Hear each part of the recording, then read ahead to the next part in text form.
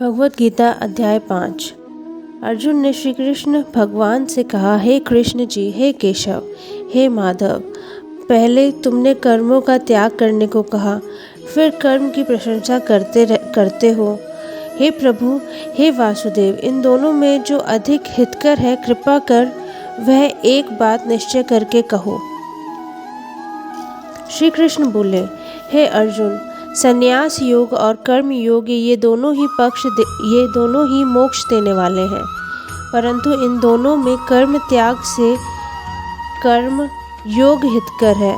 जो ऐसा जानता है वह किसी से द्वेष नहीं रखता और न ही किसी पदार्थ की इच्छा करता है, वह सन्यासी है। ऐसा पुरुष संसार के बंधनों से छूट जाता है। सांख्य और कर्मयोग को अलग अलग बताने वाला अज्ञानी है। जो इन दोनों में से किसी एक में भी इच्छा अच्छी तरह स्थित हो जाता है, उसे दोनों का फल प्राप्त होता है। ज्ञान योगियों को जो स्थान प्राप्त होता है, वही स्थान कर्म योगियों को प्राप्त होता है। हे अर्जुन, ज्ञान योग और कर्म योग को तू एक ही जान। कर्म योग करने वाले साधु जन जो ब्रह्म प्राप्त होने में विलंब नहीं लगता, कर्मयोग युक्त शुद्ध अंतःकरण वाला, मन तथा इंद्रियों को जीतने वाला, संपूर्ण प्राणियों में अपनी आत्मा को देखने वाला, कर्म करता हुआ भी कर्म में लिप्त नहीं होता।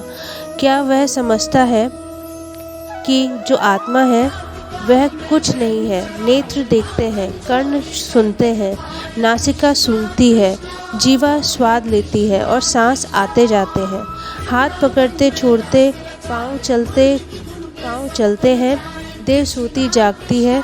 जो यह समझते हैं कि ये सभी इंद्रियां अपने अपने विषयों में बरतती हैं और मैं जो आत्मा राम हूँ, मैं अकर्ता हूँ, इन सबसे अलग हूँ।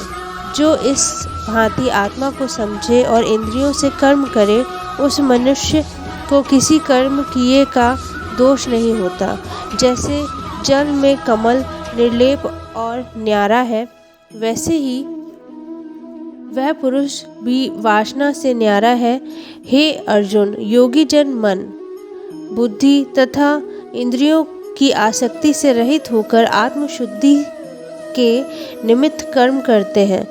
योग युक्त पुरुष कर्म फल त्याग कर मोक्ष रूप शांति का लाभ करता है, और जो योग रहित है वह कर्म की इच्छा के बंधन में पड़ जाता है। हे अर्जुन, अब यह सुन कि सदा सुखी कौन है। जो प्राणी आत्मा के साथ जुड़ा है और इंद्रियों के वश में नहीं है, वह सदा सुखी रहता है। यह मेरी माया का स्वभाव सुन। मैं इस संसार को उपजता हूँ। यह सारा संसार मेरी माया का खेल है और मुझे इस संसार से कोई प्रयोजन नहीं है। मैं न किसी से पाप कराता हूँ न पुण्य, बल्कि अज्ञानी जीव स्वयं ही मोहित होते हैं और मोह में पड़े पाप कर्म करते हैं। मगर जो मुझ ईश्वर को न्यारा और निर्लेप है ऐसा जानते हैं, वे कभी अज्ञान को प्राप्त नहीं होते।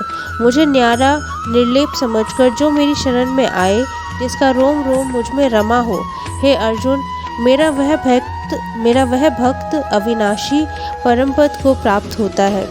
जो साधु में ब्राह्मण, गौ, हाथी, स्वान अर्थात कुत्ता और चांडाल, ऊंच नीच सबको एक समान समझता है, ऐसा समदृष्टि पंडित कहलाता है। उसे तू सब बंधनों से मुक्त हुआ जान।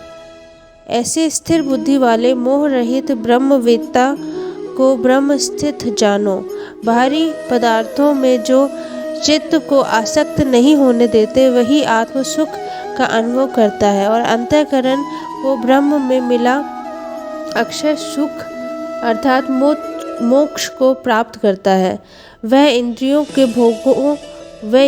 भोगों में नहीं रमता, क्योंकि इंद्रियों के भोग तो दुखों को उपजाने वाले हैं। ऐसे लोगों का आदि भी है और अंत भी। हे कौन्तेय, ज्ञानी लोग ऐसे भोगों में रत नहीं होते। शरीर छूटने से पहले जो मनुष्य काम और क्रोध के वेग को सहन करने में समर्थ होता है, वही योगी और सुखी है। जो योगी आत्म सुख से सुखी, अंतर आत्मा के आनंद से आनंदित और अंतर ज्योति से ही प्रकाशित है, वह ब्रह्म रूप होकर ब्रह्म निर्वाण मोक्ष को प्राप्त होता है। पाप जिसके नष्ट हो गए, कुबुद्धि दूर हो गई, मन को जिन्होंने वश में कर लिया, जीव मात्र को का जो हित चाहते हैं, ऐसे योगियों को ब्रह्म निर्वाण प्राप्त होता है। काम तथा क्रोध जिनमें नहीं है, ऐसे आत्मज्ञानी योगियों को ब्रह्म निर्वाण सहज ही प्राप्त होता है।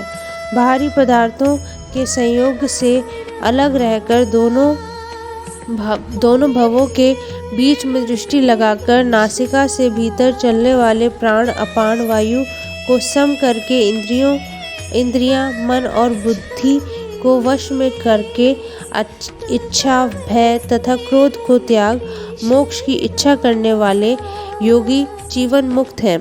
जो मुझको सब यज्ञों और तपों का भोक्ता, संपूर्ण लोकों का स्वामी और सब प्राणियों का मित्र जानते हैं, उन्हीं को शांति प्राप्त होती है। इति श्रीमद् भगवद गीता सुपनिषत्सु ब्रह्म विद्यायां योग शास्त्रे श्री कृष्ण अर्जुन संवादे कर्म संन्यास योगो नाम पंचमो अध्यायः।